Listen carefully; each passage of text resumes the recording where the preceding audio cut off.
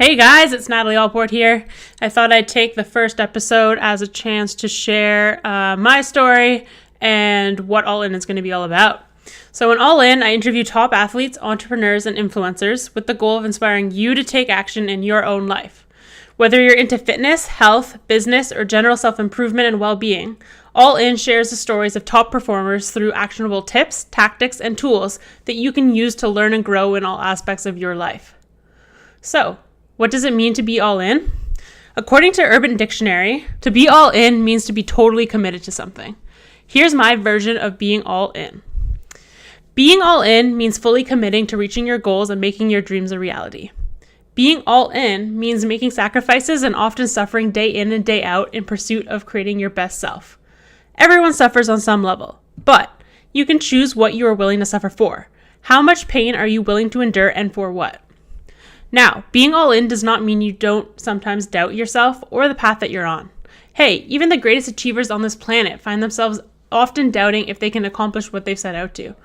But they fully trust that with hard work, they can make it happen in the end. Growing up, I was what you could call an extreme kid. The world was black and white, and I learned through firsthand experiences and mistakes. At 3 years old, I told my parents I would go to the Olympics someday. Thus started my path in sport. I grew up playing hockey and practically every sport there is for that matter. Often playing with the boys, I had my fair share of teasing on the schoolyard. Let's just say I've always been doing my own thing. I was so into hockey that I actually often slept with my hockey stick in my bed. My mom called me a frevrua, which is a Latin term for someone who's feverish or kind of really into whatever they're doing. I wanted to play in the NHL or the national hockey team, and my parents never told me that probably wouldn't happen or how unlikely it would be. All they told me was that I needed to keep working hard.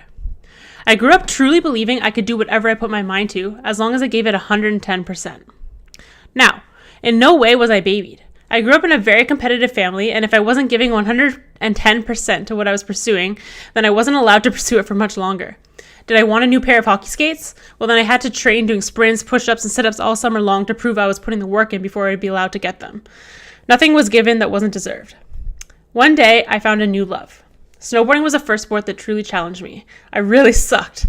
So it was a huge surprise to my parents when I announced I was going to give up my hockey dreams in pursuit of becoming a professional snowboarder. In 2010, it was announced that slopestyle snowboarding would be an Olympic event. That became my ultimate goal, and the next year I was named to the junior national snowboard team. In 2012, I placed 9th at the Junior World Championships and was well on my way to achieving my goal. Unfortunately, the next 3 years had their ups and downs. During an Olympic qualifying event, I literally blew out my heel on a flat landing. During the Olympics, I sat on my couch watching the events on TV with a separated shoulder. I was constantly injured, leaving my body unable to compete or train at the level I expected of myself. Sometimes my injuries left me unable to do anything else, like study. I was pursuing my university degree in business management while on the national snowboard team, to focus, or even to walk. In 2016, I made the tough decision to walk away from the sport that made me who I am. Despite the fact that I still loved the sport, I had been suffering from panic attacks that were related to being such a high-strung athlete. I'm a very type A personality, and high-strung is definitely a good description. I was unsure if I was following the right path or if what I was doing was what I truly wanted, which left me feeling unfulfilled and almost guilty. I mean, here I was, living a life many people dream of, and something that I dreamt of all my life, and I wasn't happy. After I called it quits on my snowboard career, I, like many former athletes, suffered an identity crisis. Who am I now? What am I doing? Will people still like me? That summer, I was diagnosed with depression and anxiety. After talks with my friends, family, therapists, random strangers on the street, I realized I needed to do something. I had no defined purpose, no clear vision, and no clue what came next, and that was a first for me. So, what did I do? I scratched up all the savings I had and booked a trip to Bali. On my first day there, I crashed my motorbike. On day 2, my bike keys were ripped from my neck while being flipped underwater by a wave. On day 3, I got lost at night in the middle of nowhere. Despite events that could have been taken as stressors, I approached everything as an adventure and a lesson or story. My month in Bali was the best month of my life, and I came back refreshed and ready to go all in on this new stage of my life. After some time off to just have fun and enjoy other aspects of life, I knew my athletic career was not over, but perhaps just needed some refocusing. I was once again ready to suffer. During my last season snowboarding, I had taken up CrossFit as a form of cross training. So after snowboarding, it was to no surprise to my closest friends and family that I threw myself into CrossFit soon after.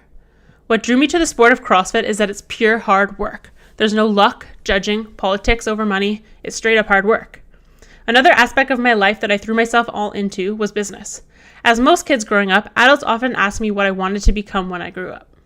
Although the answer often changed, I eventually landed on two: pro athlete and successful entrepreneur. This left my parents worried about the lack of realistic backup plan, but I knew from a young age that these were the only avenues I wanted to pursue. I began to run several small businesses and side hustles on my own and with my family from the age of 12 and onwards, which taught me valuable lessons and experiences in sales and marketing, logistics, and management. So early in my snowboard career, I worked summer jobs to pay for my coaching, travel, and equipment. I took anything I could get, even working as a janitor. I knew there had to be a better way because that really sucked. And serendipitously, I was approached by a local business about freelancing as a social media manager. This then allowed me to work remotely all year while training year-round on my own schedule. I now have the best of both worlds with the ability to grow as both an entrepreneur and athlete, the two things that I've always wanted to be. Naturally, I decided to officially launch a boutique digital agency to better serve existing and new clients.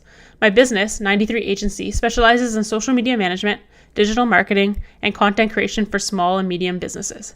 It's through my love for marketing and my experiences as a young entrepreneur and in marketing myself as an athlete that I've been able to achieve business success. My hope is that the guests and episodes of All In will help you learn new information and methods in fitness, business, and life, and will help you to clarify your vision and motivate you to go after creating the life that you want. If you enjoy any of the episodes, I encourage you to leave a review and share your thoughts. I'm super engaged on social and love when you guys hit me up at Natalie Allport with your thoughts or just to say hi.